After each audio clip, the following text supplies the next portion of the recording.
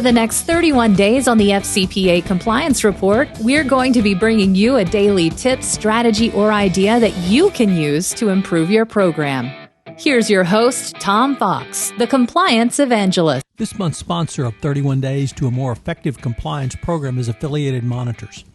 Founded in 2004, Affiliated Monitors provides professional, independent integrity monitoring and ethics and compliance assessments nationally and internationally and across almost all industries. With its knowledge of effective ethics and compliance programs and cultures, Affiliated Monitors is respected for its work as the corporate monitor on matters ranging from multinational corporations to small and mid-sized companies and even individuals. Having served in over 750 monitorships, no one has more experience as an independent monitor than the team at Affiliated Monitors. For more information on how an independent monitor can help improve your company's ethics and compliance programs, visit this month's sponsor, Affiliated Monitors, at www.affiliatedmonitors.com. Hello, everyone. This is Tom Fox, and for today, I have a special guest, Vin DeCiani, the CEO and founder at Affiliated Monitors. And we're going to talk about something that we both think is extraordinarily important, which is why engage in pre-acquisition due diligence, not because the DOJ says you should, but from the business perspective. So, Vin, with that introduction, why do you see the business perspective as so critical for engaging in pre-acquisition due diligence? So, how are you, Tom? Nice to speak with you again. I think that I call this the softer side of due diligence, right? We know that when companies are looking to merge with or acquire a company, they do a lot of heavy due diligence on finance, and those kinds of aspects. But they often miss the softer side of things, like, does the company have a compliance program? Does the company have the appropriate third-party controls in place? What's the culture of the company? And those types of sort of elements, I think sometimes can be the downfall of an acquisition. And again, you and I have talked about this, where, the acquirers don't know the customer and didn't do the kind of homework that they needed to do. And so I think there's great risk there.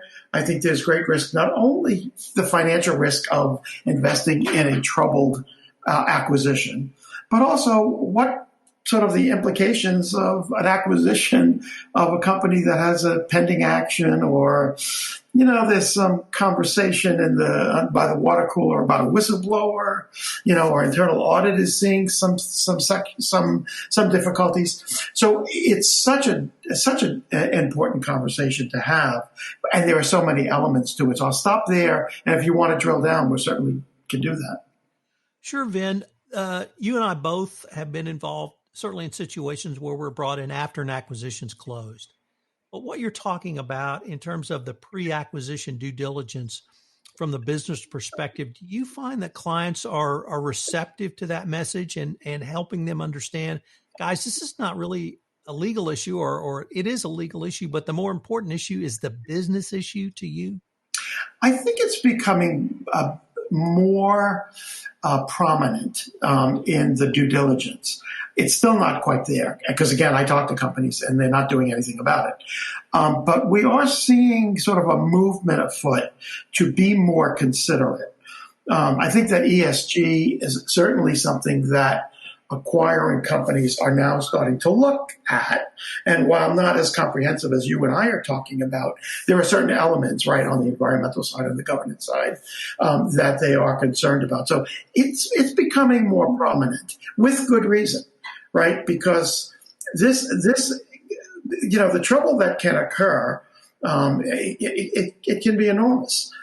For the acquisition company, especially if they're acquiring, all assets and liabilities. And if you don't know what those liabilities are, and if you haven't done your homework to find out what they are, then that risk is even greater. In the FCPA world is literally covered with companies that lost their entire investments, that paid significant fines and penalties. And what you really raise, though, is a lot of other issues. What happens if you bring a corrupt culture into your organization? What does that do to your employees? What kind of impact not just to your employees, but what about the general public, your stakeholders, your customers? Those types of conversations, I think, are perhaps even more important than the legal conversations you and I routinely deal with. I agree. And remember that under the DOJ guidance, integration of an acquired company is going to be an important element within that transaction, right? And again, as the monitor of corporations who have been acquirers of companies, we have to look at that integration. So what does the company that you just acquired look like? Are you leaving it as a standalone and letting it stay to the side, or are you actually trying to integrate it? What is the culture of that company? Does it have a compliance program? Does it have a code of conduct? Does it have a conflicts of interest policy? All of those elements you should know up front. We talk often about knowing your customer. And that's sort of, something that has become a little bit more routine. How about knowing who you're acquiring, right? Isn't that sort of a fundamental, element of what we should all be doing? So again, I think it should be more routine, and yet surprisingly, it's not.